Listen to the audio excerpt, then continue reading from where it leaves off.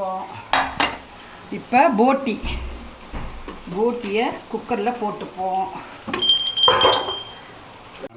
தண்ணி ஊற்றிடுமாடா, உப்பா போடுங்க. நான் போட்டுக்கிறோம் வச்சு அப்படியே. இப்போ போட்டி நல்லா வேக வச்சுப்போம். இல்லை இப்போ போட்டுப்போம். ஒரு கலக்கி விட்டுட்டு, ஏன்னா கறியில் வந்து உப்பு பிடிக்கணும்ல, அதுக்காக லைட்டாக உப்பு. உப்பு போடுவோம். ஃப்ரெண்ட்ஸ், வேக வச்சு எடுத்து வச்சுருக்கோம். நம்ம வேக வச்சு தான் காட்டணும். இப்போ வேக வச்சு எடுத்து வச்சுருக்கிறோம். இப்போது நம்ம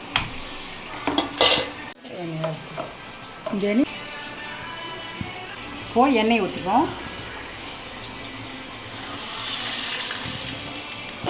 சோம்பு போட்டுப்போம். அடுத்தது கடுகு சோம்பு. இது நல்லா பொரியட்டும். நம்ம வேக வச்ச போட்டியை இதில் ஆட் பண்ணிடுவோம். நான் வெங்காயம் தக்காளிலாம் எதுவும் போடலைங்க. இதை வந்து நான் வந்து சுக்கா மாதிரி எப்படி செய்கிறேங்க. நான் வெங்காயம் தக்காளி எதுவுமே போடலை. இதை வந்து அப்படியே சுக்கா மாதிரி தான் செய்கிறேன். கறிவேப்பிலை போட்டுக்குவோம். இப்போது இந்த போட்டி வந்து சில பேர் சொல்லுவாங்க சுத்தம் பண்ணி மேலே கிடந்தது வருங்க. இந்த தோலெல்லாம் எடுக்கணும்னு சொல்லுவாங்க. இந்த தோலை இது தேவையில்லைங்க, நம்ம எடுக்கணும்னு அவசியம் கிடையாது. ஏன்னா அந்த தோலில் தான் ப்ரோட்டீனே இருக்குது. அதிகமான சத்து அந்த தோலில் தான் இருக்குது. அந்த வெயிட் எடுக்கிறோம் பார்த்தீங்களா, அதில் தான் இருக்கே. அதை நம்ம நல்லா கழுவிட்டாலே போதும். அதோட அந்த இருக்கிற அந்த அழுக்குலாம் போயிடும். மற்றபடி அதை எடுக்கணும் அவசியம் கிடையாது. அதோட சாப்பிட்டு பாருங்கள், ஹெல்த்தி, ரொம்ப ஹெல்த்தி தான். சில பேர் அதை எடுத்து தான் சாப்பிடுவாங்க. நான் எடுக்க மாட்டேன். இது வந்து அதிகமாக எங்கள் வீட்டுக்கு ரொம்ப பிடிக்கின்றதுனால நான் இப்படி தான் செய்வேனே. நல்லாயிருக்கும்.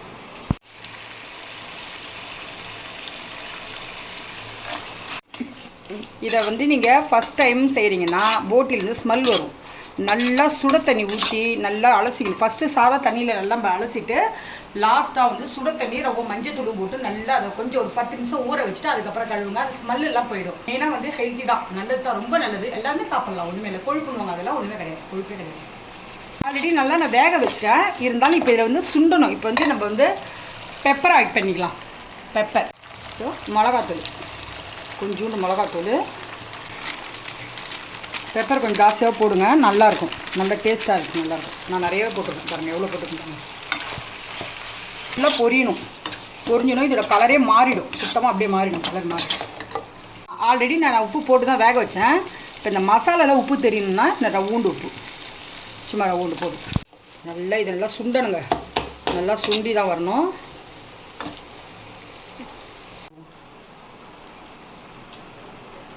உப்பெல்லாம் கட் ஆகுது. நல்லா முருகலாக ஆகும். இப்போ சாஃப்டாக இருக்கும்.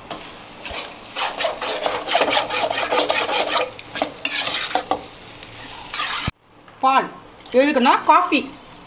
ஒரு நாளைக்கு 10 வேளை காஃபி குடிப்பாங்க. அது என்னோட வழக்கம். அது எல்லாம் முடிஞ்சிடுச்சுங்க. இப்போ வந்து நம்ம பாத்திரம் கடை இருக்கு. ஆனால் தண்ணி வரல. மோட்டர் தண்ணி வரல.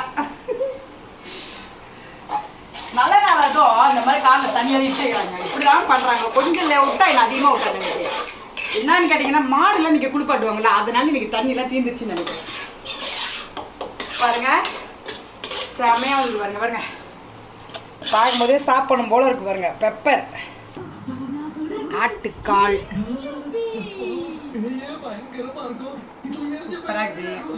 சிக்கன்,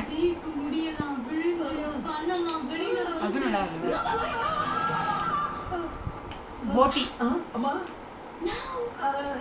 சூப்பராக சாஃப்டாக இருக்குது. எல்லாமே வேறு லெவலில் இருக்குதுங்க.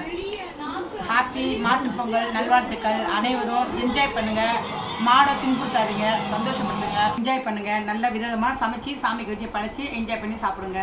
அதே போல் மாட்டை துன்புறுத்தாதீங்க. நம்ம வயிறு எப்படி நிறையிற மாதிரி அந்த மாட்டுக்கு நல்ல சாப்பாடாக கொடுங்க. அது சந்தோஷப்பட்டுட்டோம். வீடியோ பாருங்கள், சப்ஸ்கிரைப் பண்ணுங்கள், பெல் பட்டனை அழுத்துங்க, லைக் பண்ணுங்கள். நீங்கள் லைக் பண்ணிங்கன்னா நான் உங்களுக்கு நிறைய வீடியோஸ்லாம் கொடுப்பேன்.